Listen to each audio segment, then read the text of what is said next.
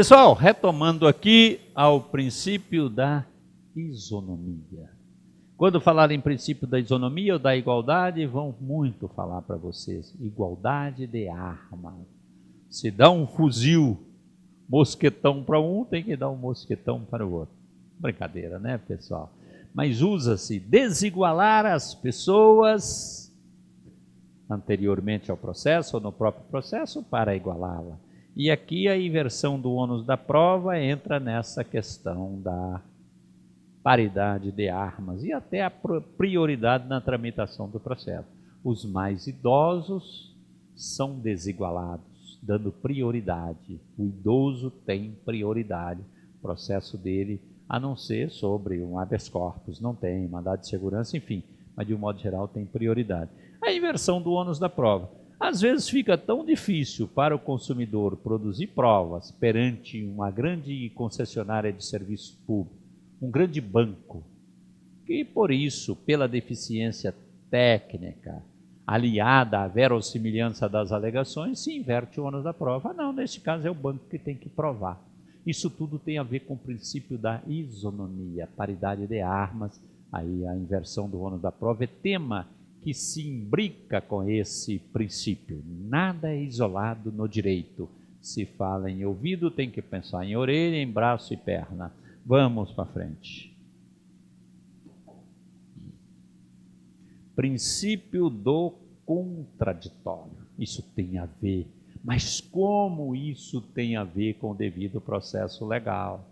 E, claro, com a dignidade, com o acesso, com tudo. O contraditório tem a ver com processo administrativo ou judicial. Interessa para nós muito o processo judicial.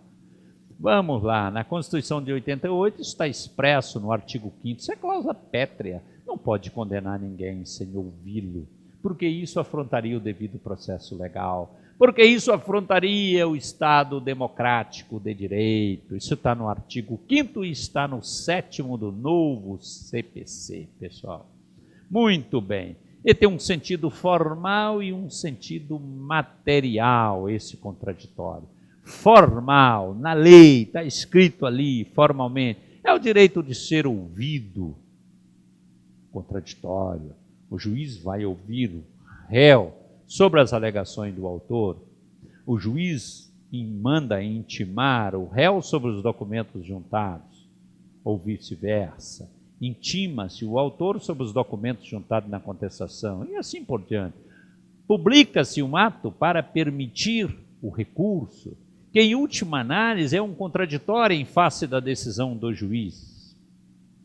O direito de ser ouvido também se imbrica com o chamado princípio da cooperação. Todos, advogados, juízes, escrivão, partes, todos devem cooperar, no sentido que a justiça realize o seu fim, ou seja, que apure a verdade a mais próxima possível da realidade dos fatos e diga qual é o direito aplicável naquele caso concreto. Então, o direito de ser ouvido se imbrica com o princípio da cooperação, em condições iguais à parte adversa, princípio da isonomia também. Você tem o direito de ser ouvido? Sim. Para que você coopere. Coopere no sentido de trazer elementos novos, trazer novos esclarecimentos. Sim. E você deve ser ouvido em condições de igualdade com a parte adversa.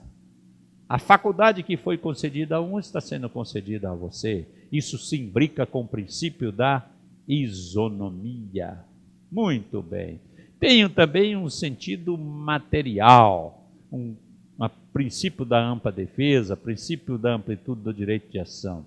No sentido material, quando se fala em contraditório, é uma participação efetiva, é permitir que o autor participe efetivamente do processo, oferecendo na petição inicial as suas alegações, as provas, produzindo prova, atuando em todos os espaços do processo. O mesmo eu falo do réu. Isso tem a ver com o sentido material, amplitude do direito de defesa, amplitude do direito de ação, participação efetiva, não só formal, não só falar intime-se o réu Mas se não leva em conta as suas manifestações, na contestação ou em outro momento processual, as manifestações do réu ou do autor, ou de qualquer interveniente no processo, deva ser capaz de influenciar o convencimento do magistrado. O magistrado deve expressar isso na fundamentação. Por que ele admite essa fundamentação, essa argumentação, essa prova, ou não admite? Mas o fato é que, para obedecer o princípio do contraditório, tem que observar tudo isso. O princípio do contraditório se imbrica em muitos e muitos outros princípios. Com devido processo legal, nem se fala. Ao princípio da cooperação, muito em voga no novo Código de Processo Civil, princípio da isonomia e assim por diante. Vamos ao julgado, falando do princípio do contraditório. É um recurso extraordinário, relatoria do ministro César Peluso num agravo regimental. Vamos lá, recurso extraordinário, inadmissibilidade, agravo de instrumento, desistência, homologação, extinção do processo. Agravo regimental, alegação de ofensa ao princípio do contraditório, falta de interesse de agir. Não ofende o princípio do contraditório. O ministro está dizendo que não ofende o princípio do contraditório, decisão que homologa a desistência do recurso. Decisão que homologa a desistência do recurso de agravo de instrumento manifestada pela parte ora agravada. Muito bem, deixa eu entender. Decisão que homologa a desistência do recurso de agravo de instrumento manifestada pela parte ora agravada. Bem, ali a situação é mais ou menos o seguinte. A parte recorreu e está desistindo do recurso. Isso não atenta contra o contraditório. Por que não atenta contra o contraditório? Porque a tutela jurisdicional prestada no recurso é de mão única, é somente a favor do recorrente. Se fui eu quem agravou, o tribunal vai dar provimento ou negar provimento, a menos que o recurso não seja conhecido. Nunca vai beneficiar a outra parte? Não, não há essa hipótese. Diferentemente, quando não se trata de recurso. Se eu ajuizo uma ação, o réu oferece contestação, a tutela jurisdicional pode ser prestada a favor dele. Então, eu não posso mais desistir da ação sem que o réu consinta. Se o réu contestou, ele tem interesse no prosseguimento do processo. Eu não posso desistir sem a aquiescência dele. No recurso é diferente, eu posso desistir. Não afronta o princípio do contraditório. Desistir da ação no seu todo sem a aquiescência do réu que contestou, afronta. Recurso não, é o que está falando aqui e vamos para frente. Aqui agora vamos falar aí do princípio da ampla defesa e amplitude do direito de ação. Princípio da ampla defesa está no artigo 5º. Cláusula pétrea, que é artigo 5º, inciso 55, está no novo Código de Processo Civil, no NCPC, artigo 9º.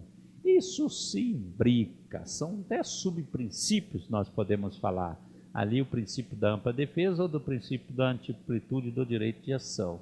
Isso tem a ver com o quê? Acesso à justiça. Tem a ver com devido processo legal? Tem a ver com a isonomia? Tem, é claro. Tem a ver com a legalidade, que isso está previsto em lei. Então, tudo se imbrica, estabelecendo um conjunto de normas, extenso e complexo, que exige do jurista ou do operador do direito análise disso. E por que nós começamos este curso tratando dos princípios? Porque eles vão informar a edição da própria lei, do Código de Processo Civil ou de outra lei, e balizará todo o agir da jurisdição. Vamos lá. Tem um sentido material, essa amplitude de defesa, um sentido material, que é do princípio do contraditório. É o sentido material do princípio contraditório, é a participação efetiva. Você só terá a amplitude do direito de defesa ou a amplitude do direito de ação garantido se você puder participar efetivamente. Isso não é formal, não. terá garantida a amplitude do direito de defesa se a minha contestação for levada em conta na fundamentação. Aí terá obedecido. É esse sentido material do princípio do contraditório. Não basta ouvir. Tem que ouvir o réu. Não, não é isso. Tem que ouvir o réu e levar em conta aquelas manifestações dele, acatando-as ou refutando-as. Então, a amplitude do direito de defesa tem a ver com isso. O réu na ampla defesa e o autor na amplitude do direito de ação. É o direito de informação e reação de todas as partes. Você foi informado de que foi juntado um documento. Tem que dar vista a você para que você se manifeste sobre ele. E efetivamente essa manifestação seja levada em conta. Nisso consiste o princípio da amplitude de defesa e amplitude de direito de ação. Improcedência liminar do pedido, artigo 285-A, que no novo Código de Processo Civil está no 307. Há uma discussão de que essa improcedência liminar do pedido afrontaria o princípio da amplitude do direito de ação ou de defesa, sobretudo do princípio da amplitude de ação, garantido na Constituição e no Código de Processo Civil. É aquela hipótese de eu ajuizar uma determinada ação, mas chega lá para o juiz olha aquela ação e fala, o pedido está pedindo isso aqui, mas eu já decidi casos semelhantes, decidi 1, 2, 3, eu tenho uma sentença paradigma em caso muito semelhante ou idêntico, que eu julguei improcedente o pedido. E este caso dele, que por sinal não depende da produção de outras provas, se encaixa naquela fundamentação que eu abordei na sentença. Então ele julga liminarmente o mérito, sem citar sequer o réu. Há um ADI sobre esse 285-A no Supremo Tribunal Federal, proposta pelo Conselho Federal da Ordem dos Advogados. E a linha de argumentação adotada nessa ação direta de inconstitucionalidade é exatamente essa, que afronta a amplitude do direito de ação. E, portanto, esta lei, ou este artigo inserido no Código de Processo Civil seria inconstitucional. O Supremo não apreciou, e não sei se vai apreciar, e em se apreciando eu não creio que vai julgar inconstitucional, embora teria muitas razões. Mas não vai julgar inconstitucional porque hoje a celeridade ganhou um status e um valor extraordinário que acaba passando por cima de outros princípios. O princípio da celeridade acaba tendo preponderância. Não estou falando que esse ponto de vista é correto, mas é só para você situar. Se tiver interesse, acesse o site do Supremo Tribunal Federal. Eu não me lembro aqui de cabeça o número da ADI, mas uma ADI proposta pela OAB, o Conselho Federal da OAB, em face do artigo 285-A do CPC. Muito bem, pessoal, vamos ao julgado, falando do princípio da amplitude do direito de defesa. É um julgado do STJ. É imprescindível a intimação do agravado para apresentar contra-razões. Me parece tão óbvio. Em atenção ao princípio da ampla defesa e do contraditório. Apresentei o agravo de instrumento, ou que não seja de instrumento, o agravo, que pode ser retido ou de instrumento, é indispensável em qualquer hipótese, em qualquer modalidade de agravo, retido ou de instrumento, ouvir a outra parte. Isso é básico no processo, sob pena de ofensa ao princípio da ampla defesa, que se imbrica com o princípio do contraditório e vai se imbricando aí para frente. Tudo bem, pessoal? Vamos para frente?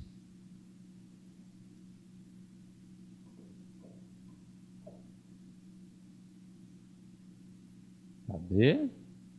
Parece que nós repetimos aqui. Tá. Ou voltou isso? Tá. Aqui um outro princípio.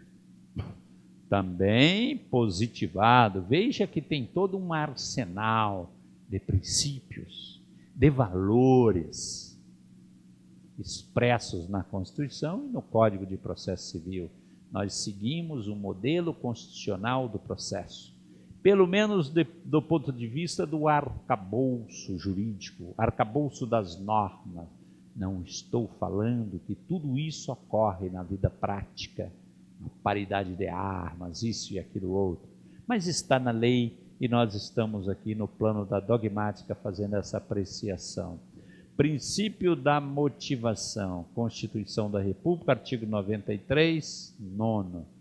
Todos os atos devam ser motivados. Os atos judiciais nem se fala, da administração pública também, a não ser aqueles atos discricionários, mas que cada vez mais, até na administração pública, os atos discricionários vão tendo um espaço cada vez menor. E na administração pública, eu adianto a você, se fundamentar, se motivar, aquele motivo passa a ser determinante para a prática daquele ato. Caído ou não subsistindo mais aquele motivo, muitas vezes o ato não pode prevalecer. Voltemos para o judiciário. As decisões judiciais têm que ser todas elas motivadas. É verdade que hoje em dia, e eu já falei isso, o princípio da celeridade ganhou um status extraordinário. Ele está acima de quase tudo. Só faltam colocar o princípio da celeridade acima da dignidade. Não estou afirmando isso, mas tem muito valor. Parece que tudo que é rápido é bom, e nem sempre é verdade. Nós temos uma celeridade virtuosa. É bom que seja rápido, desde que obedeça ao devido processo legal. É bom que seja rápido, desde que me ouça, que leve em conta as minhas razões. Agora há uma celeridade malsã, um troço terrível que vai atropelando tudo, passando como um trator por cima das partes, mas o princípio da motivação está aí, até para possibilitar o contraditório. Sem motivação, como é que eu recorro ou não recorro adequadamente? Exercendo o contraditório em face do ato do juiz. Todas as decisões judiciais devem ser fundamentadas sob pena de nulidade. Principal parte da decisão deve convencer as partes e a opinião pública. A motivação ou fundamentação de uma sentença ou de um acórdão constitui o que tem talvez de mais relevante, tão ou mais relevante que a motivação, que a decisão, que o dispositivo se prende à motivação. Mas é na motivação que eu vou saber por que o juiz condenou, declarou ou constituiu uma dada situação jurídica. Já decidiram os tribunais que concisão é diferente de falta de fundamentação. A fundamentação pode ser concisa, não precisa ser extensa, não precisa apreciar todos os fatos apresentados, não precisa refutar se a camisa do réu era vermelha ou preta, mas há que se fundamentar a decisão judicial adequadamente. Se não fundamentar, cabe recurso visando anular. Se a sentença não está fundamentada, pleiteie perante o tribunal a nulidade ou a cassação dela. Seu recurso será conhecido, a sentença conhecido e julgado procedente, dado provimento ao recurso para que o juiz profira outra sentença. Vamos aqui numa decisão judicial, STF, um agravo regimental, ministro Lewandowski, Ricardo Lewandowski, da primeira turma. A exigência do artigo 93, inciso 9 da Constituição, não impõe que seja decisão exaustivamente. Vamos lá, meu pessoal. As decisões judiciais devam ser motivadas, mas disse o intérprete maior da Constituição Federal, o Supremo Tribunal Federal, que a decisão não impõe à Constituição que a decisão seja exaustivamente. Não precisa chegar às minúcias. O que se busca é que o julgador informe de forma clara e concisa as razões do seu convencimento. de forma que a parte entende por que decidiu assim, por que não se decidiu assado. E isso vai possibilitar a interposição de recursos, vai permitir que a parte que se sentir prejudicada com a decisão judicial possa contra ela se resignar via recurso. Vamos aqui voltar à nossa caneta. Muito bem. Princípio da ação, também chamada princípio da demanda ou da inércia. Isso está expresso no Código de Processo Civil, no que está por vir e também no atual, em vigor. É o NCPC, artigo 2º, coincidentemente, no Código de Processo Civil de 73 também. Atribui à parte a iniciativa de provocar a jurisdição, que é inerte. No artigo 2º diz mais ou menos o seguinte, que a jurisdição só age se provocada, na forma legal. Significa que essa função jurisdicional do Estado, que é exercida principalmente pelo Poder Judiciário, que ela não age de ofício, diferentemente do Legislativo, que não precisa ser provocado. Os deputados e senadores iniciam projeto de lei. Diferentemente do Poder Executivo, que age de ofício, manda abrir a rua, tampar o buraco e assim por diante, compra medicamentos, vacina, o Judiciário não age de ofício. Isso chama princípio da inércia da ação. Ele vai agir somente quando houver requerimento das partes. E ele só vai agir nos limites balizados pelas partes. Ele só poderá apreciar aquilo que foi arguido na petição inicial ou na resposta do réu. A isso se dá o nome de princípio da congruência, que guarda uma estreita relação com o princípio da ação, chamado também princípio da demanda ou da inércia. Graças a Deus que o judiciário não age de ofício, senão nós não teríamos sossegos na nossa vida. O juiz poderia ir à sua casa, falar, eu estou aqui para ver quantas relações sexuais vocês estão tendo por semana, que nós vamos abrir um inquérito, uma ação sobre isso. Estou brincando, estou exagerando. Não age de ofício, salvo em casos legais.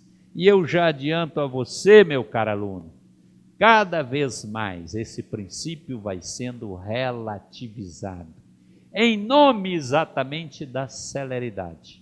Cada vez mais tem exigido, ou cada vez mais o juiz pode agir de ofício, mas ainda prevalece esse princípio. Atribui à parte a iniciativa de provocar a jurisdição. Há uma série de exceções.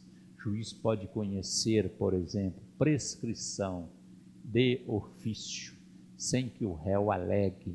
Isso é recente no processo. Afora outras exceções já conhecidas, o juiz pode determinar a abertura de inventário. É raro, eu nunca vi, mas em tese poderia, porque convém ao interesse público e prevalece a supremacia do interesse público, se abre inventário por causa de recebimento de tributos. Pode determinar a abertura de testamento, porque envolve matéria tributária. Eu nunca vi, nem nesses casos, mas há essa permissão. E há uma série de outras hipóteses em que age fora desses limites aí da congruência. Quando eu estou falando em congruência, eu estou falando em manifestação do autor e manifestação do réu. Vamos lá, pessoal. Ministro Benedito Gonçalves, do Superior Tribunal de Justiça. Vamos ver este julgado. De acordo com o princípio da inércia, princípio da ação, da demanda, que guardam a relação imediata com o princípio da congruência, o julgador deve agir quando devidamente impulsionado pelas partes, que, por sua vez, devem apresentar requerimentos devidamente justificados.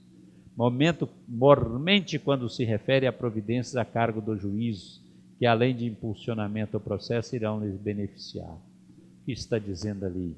Tudo que for beneficiar as partes, a parte que interessa, tem que requerer assim. Agora, pessoal, isso tem a ver também com o chamado princípio do dispositivo. O processo vai caminhar dependendo da provocação das partes. Mas não se esqueçam, pelo amor de Deus, que nada é absoluto em termos de direito. Nada é absoluto em termos de princípios. A par do princípio da ação, da inércia, nós temos o princípio do inquisitivo. Esse princípio da inércia, ou também chamado da ação, o juiz só vai agir se provocado. Isso guarda a relação com o princípio do dispositivo, ele fica inerte, e só age se as partes requererem. Tudo ficaria no âmbito da dispositividade das partes. Não, não. Há também, para contrapor a isso, o chamado princípio do inquisitivo, que ajuizada a ação, o juiz dá um impulso oficial. Eu estou querendo dizer com isso que não precisa da parte comparecer perante o juiz e dizer assim: ô juiz, agora Vossa Excelência tem que mandar esse processo para o escrivão para publicar o ato. Ô escrivão, você publicou essa decisão judicial, o processo deve ficar na prateleira, aguardando eventual recurso da parte. E se for interposto o recurso da parte, você tem que levar o processo para o juiz. Não, isso é inquisitivo, isso é um impulso oficial. Nada é absoluto. Muito bem, nós já adiantamos aqui. Princípio do impulso oficial. Veja que toda moeda tem dois lados. O princípio do impulso oficial está no artigo 2º. A jurisdição só age se provocada. Esse é o princípio da inércia, o princípio da ação. Isso tem a ver o seguinte: eu argumento, eu peço o que eu bem entender. Isso está no âmbito da dispositividade do autor. Mas uma vez provocada, uma vez estimulada a jurisdição, ela vai agir por impulso oficial. A jurisdição não é privada. De muitos e muitos anos, isso era lá de Roma, deixou de ser uma função privada, é uma função pública por excelência. E todas as normas que regem a função jurisdicional, e nós começamos hoje com esse curso falando de princípios e vamos descer a minúcias das regras. Todo o conjunto de normas são normas cogentes, imperativas. A atividade é altamente vinculada. Não há, de um modo geral, não há ato discricionário na função jurisdicional. Ela tem um caráter público. Ocorre o que nós chamamos de preclusão no processo. O juiz tem poderes e deveres, e as partes ônus e faculdades.